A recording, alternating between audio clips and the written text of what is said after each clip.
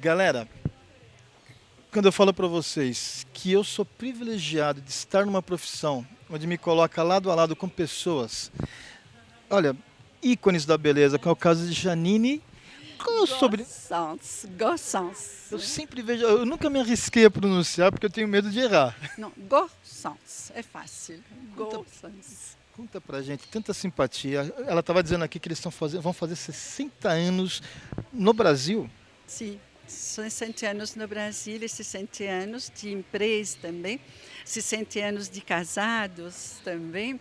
Então é toda uma vida voltada à beleza da vida e à beleza profissional, não é? Com certeza. Agora, dona Janine, quando vocês saíram, vocês vieram da França para o Brasil, era muito diferente. O mercado naquela época, o cabelo da mulher, não sei se era só feminino ou não? Ou quando veio já que Janine já cuidava de feminino e masculino?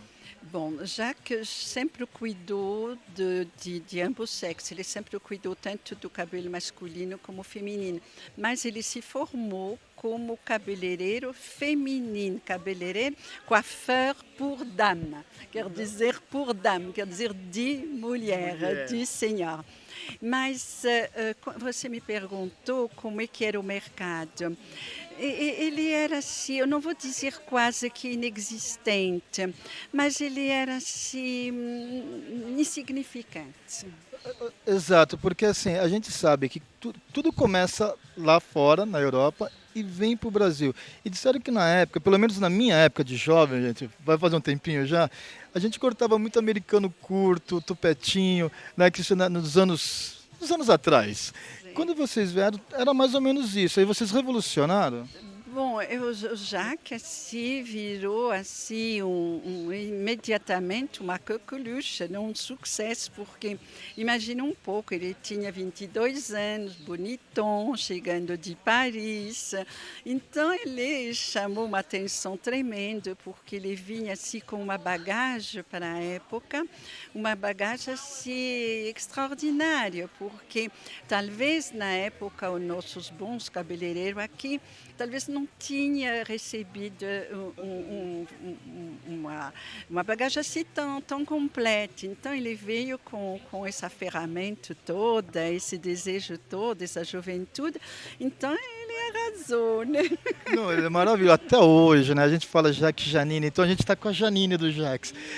E para vocês, sair de uma cultura diferente, vir para um país, vocês não conheciam o Brasil, vocês vieram arriscar. Como é que foi? Não teve assim uma colisão de cultura? Olha, foi surpresa atrás de surpresa, porque nós fomos assim. Eu vim depois, não? Eu encontrei o Jacques 5 anos depois. Eu cheguei com meus pais aqui com a profissão de esteticista, que era uma profissão desconhecida. Sim. Mas ela complementava muito o trabalho do Jacques, porque eu tinha assim, uma arte incrível na mão, eu maquiava na época muito bem. E isso assim foi alguma coisa muito interessante, realmente. Mas nós tivemos também que impor certas coisas, porque Jacques, já posso dizer que ele cortou um pouco radicalmente até o cabelo da mulher paulista. E a mulher paulistana tinha, assim como até hoje, aliás, tinha um apego ao cabelo muito grande. E não era assim muito fácil, mas o Jacques vinha cortando. Então, até hoje eu encontro assim, clientes do passado que dizem: o seu marido foi o primeiro que ousou cortar o meu cabelo. Não, é interessante, será que se fosse um brasileiro ele conseguiria ter feito essa mutação no conceito? Pode ser que sim, mas como o Jacques vinha de Paris, então já tinha, especialmente na época, porque Tinha bagagem, né? sim, e as clientes que nos procuravam praticamente falavam francês também, Ah, porque tinha o Colégio des Oiseaux aqui em São Paulo, então elas tinham também um prazer em querer falar francês com a gente. Enfim, então eu posso dizer que nós fomos extremamente acolhidos e queridos, então fez com que o Brasil se tornou realmente o nosso país.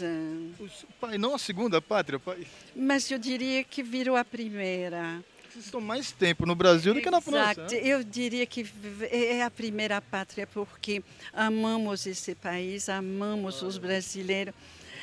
Nós temos filhos brasileiros, temos netos brasileiros e temos bisnetos. Bisnetos brasileiros. brasileiros. Então é uma paixão realmente muito grande.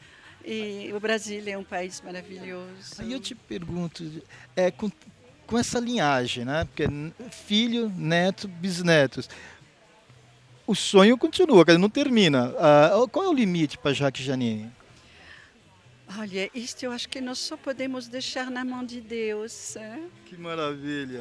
Eu acho que somente Ele sabe para aonde será e para quanto, porque quando você tem assim mais de meio século de atuação, você só tem gratidão, Tá vendo? só tem gratidão.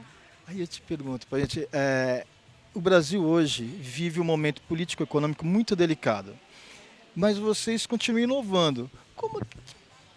Como que é essa motivação de criar, de inovar num país, como você disse, não em crise, mas em momento delicado? Eu diria que nós jamais devemos perder a fé, porque tudo se transforma e nada é absolutamente eterno. Então, nem uma situação delicada pode continuar para muito tempo delicada. Ela tem que se transformar para algo maior. E eu tenho fé, meu marido tem fé nessas novas gerações mais conscientes e vai dar certo. Tem que dar, né? Porque o Brasil é o país que tudo se transforma. Gente, eu ficaria o dia inteiro falando com a dona Janine, mas ela tem mais coisas para fazer. Aliás, ela está sendo muito assediada aqui, a gente não podia perder a oportunidade. Para a gente finalizar, eu queria falar dessa parceria que vocês estão fazendo com a Neton. O que uma empresa precisa para ter a chancela de um Jacques Janine? Qualidade, Qualidade. qualidade e qualidade. Só isso, gente. E como é que está sendo para vocês essa parceria? Olha, é sempre bom estar perto de pessoas inovadoras, pessoas que acreditam também em inovar, porque hoje eles estão lançando um produto absolutamente inovador. Então, eu acho que é uma questão de confiança. Confiança. A palavra é confiança. Confiança. Posso pedir um favorzinho para a senhora para me garantir o meu emprego? Aquela minha produtora, ela vive apertando o meu pé. A senhora podia repetir para a gente? Eu também estou na GS TV? Eu também sou na GSTV. Arnaldo Almeida com Janine, Gossance. para vocês da GS TV.